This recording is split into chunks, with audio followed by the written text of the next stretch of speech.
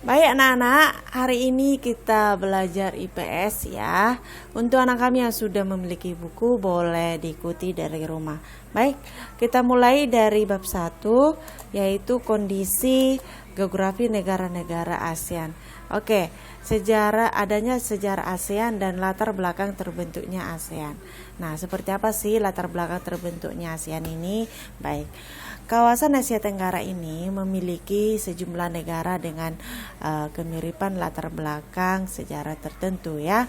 Jadi contohnya seperti persebaran nenek moyang, terus adanya kebudayaan, dan hampir semua negara di kawasan ini pernah menjadi negara jajahan ya nak ya, terkecuali negara Thailand.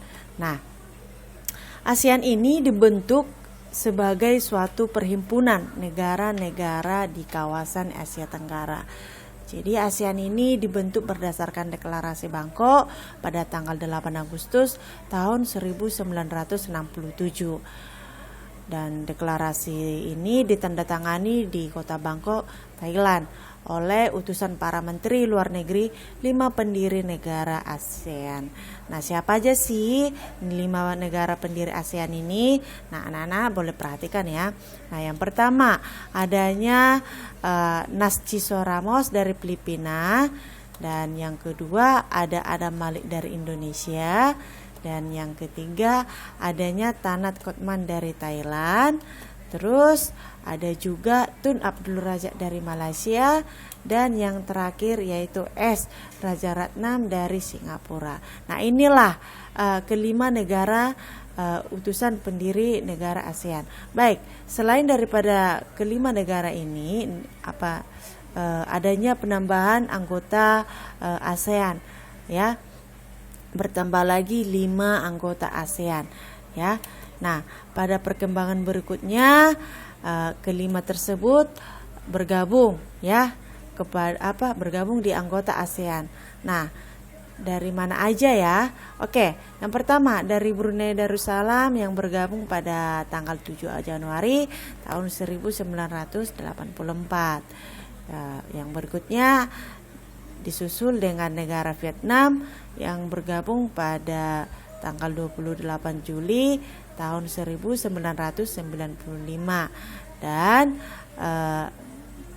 bergabung sekaligus dari negara Laos dan Myanmar ya pada tanggal 23 Juli tahun 1997. Dan yang berikutnya adalah dari negara Kamboja yang bergabung pada tanggal 16 Desember tahun 1998. Nah, inilah jumlah daripada anggota ASEAN ya. Jumlahnya menjadi 10 orang ya, 10 anggota. Baik. Nah, selanjutnya adanya tujuan ASEAN ya.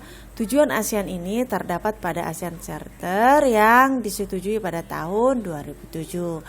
Dan ada beberapa tujuannya. Yang pertama, memelihara dan meningkatkan perdamaian dan keamanan. Dan yang berikutnya adanya meningkatkan ketahanan kawasan dengan memajukan kerjasama politik. Dan berikutnya juga menjamin bahwa rakyat dan negara-negara anggota ASEAN hidup damai. Dan ada juga beberapa yang lain ya menjadi tujuan daripada ASEAN ini. Dan selanjutnya yaitu struktur organisasi ASEAN. Ada 10 struktur organisasi daripada ASEAN ini ya. Yang pertama adanya Konferensi Tingkat Tinggi ASEAN atau disebut dengan KTTI. KTTI ini bertugas untuk mengambil keputusan utama yang melakukan pertemuan 2 kali setahun, termasuk pertemuan KTT ASEAN dan KTT ASEAN terkait lainnya. Dan yang kedua yaitu Dewan Koordinasi ASEAN ya, yang Dewan Koordinasi ASEAN ini berisi para menteri luar negeri ya. Tugasnya untuk mengkoordinasi Dewan Masyarakat ASEAN. Selanjutnya adanya Dewan Masyarakat ASEAN. Nah, ini adalah Dewan Masyarakat Politik dan Keamanan ASEAN ya.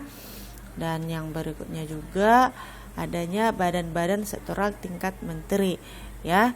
Dan nomor 5 ada juga komite wakil untuk ASEAN ya. Maksudnya komite wakil tetap ya, yang terdiri dari wakil tetap negara ASEAN pada tingkat duta besar dan berkedudukan di Jakarta. Selanjutnya Sekretaris Jenderal ASEAN ya. Sekretaris Jenderal ASEAN ini dibantu oleh 4 orang wakil sekretaris jenderal dan sekretariat ASEAN. Baik, yang ketujuh adanya Sekretariat Nasional ASEAN ya. Nah, Sekretariat Nasional ASEAN ini dipimpin oleh pejabat senior ya, untuk melakukan koordinasi internal di masing-masing negara. Terus yang kedelapan yaitu adanya Badan HAM ASEAN ya. Nah, tugas daripada Badan HAM ASEAN ini untuk mendorong perlindungan dan promosi HAM di ASEAN.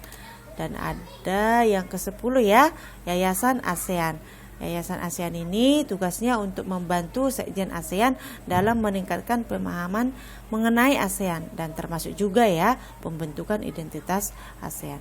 Dan yang terakhir adanya entitas yang berhubungan dengan ASEAN. Baik, inilah ke-10 daripada struktur organisasi ASEAN ya.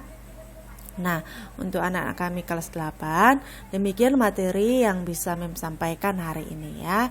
Mem harap semoga anak didik kami boleh mengerti dan paham apa yang sudah Mem sampaikan saat ini. Baik, sekian dan terima kasih.